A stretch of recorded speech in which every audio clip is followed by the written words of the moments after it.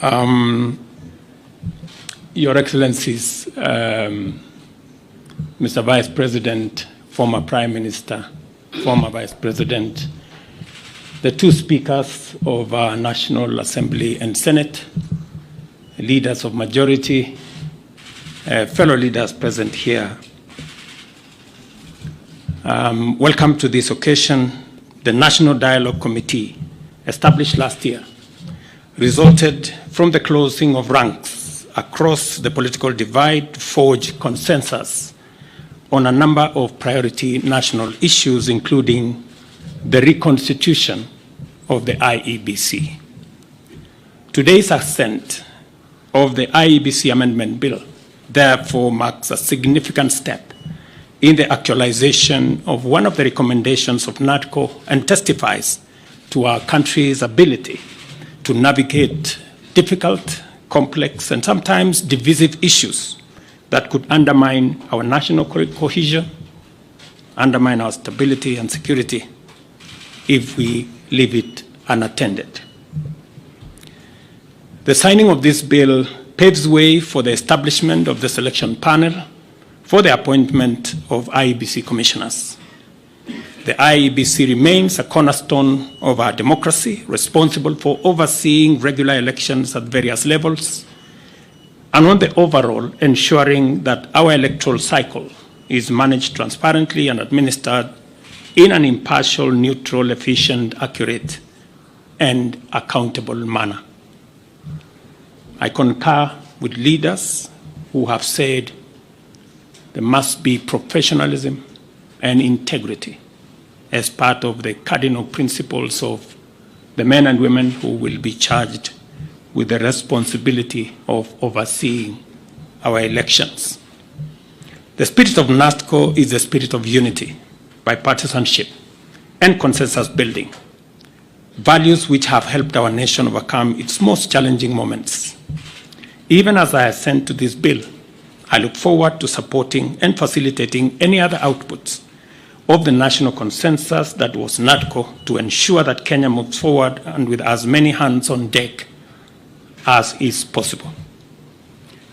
The leadership of Parliament, both on the majority and minority sides, have heard what the leaders here have said, and they should proceed with dispatch and expedite the other recommendations that are contained in the NADCO report and process the necessary bills and interventions that are necessary for us to actualize the output of that report. Beyond NADCO, we are currently engaged in discussions as a country about our economy. As we know, the country has faced a series of economic shocks, including COVID-19 pandemic, globally high interest rates, and devastating droughts and floods, events which have impacted negatively on our economy and our capacity to secure resources for development and to also meet our debt service obligations. In the last 2 years, we have put in our best efforts to mobilize domestic and external resources to accelerate our economic program, pull the country back from the danger of debt distress, and set us on a path of economic transformation.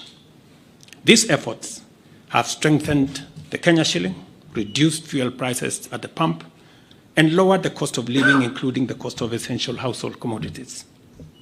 This year, my administration presented revenue-raising measures through the Finance Bill 2024, which were aimed at not only consolidating the economic recovery program, but also propelling the country to the next phase of investing in key social and economic infrastructure projects to advance our development agenda and reduce on our debt burden.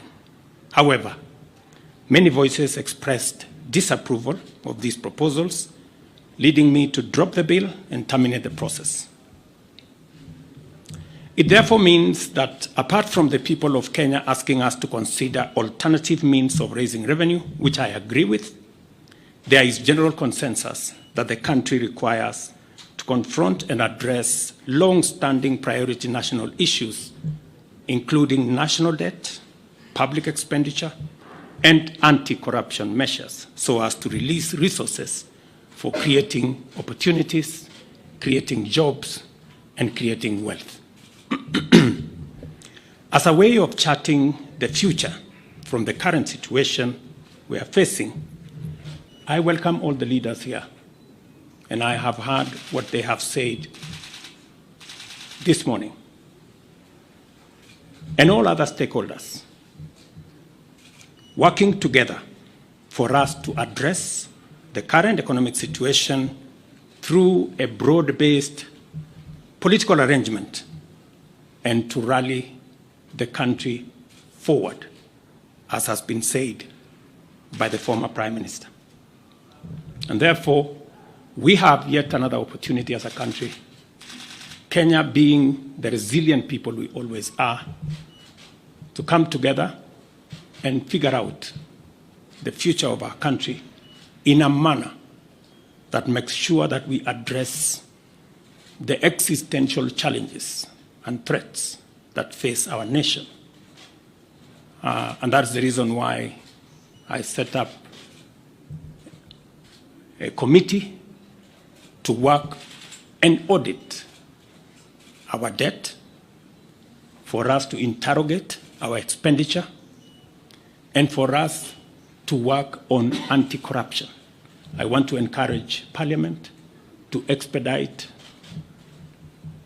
the conflict of interest bill that will support our anti-corruption measures, especially in relation to public officers. And I am hopeful that these are some of the conversations that we will be engaged in going forward.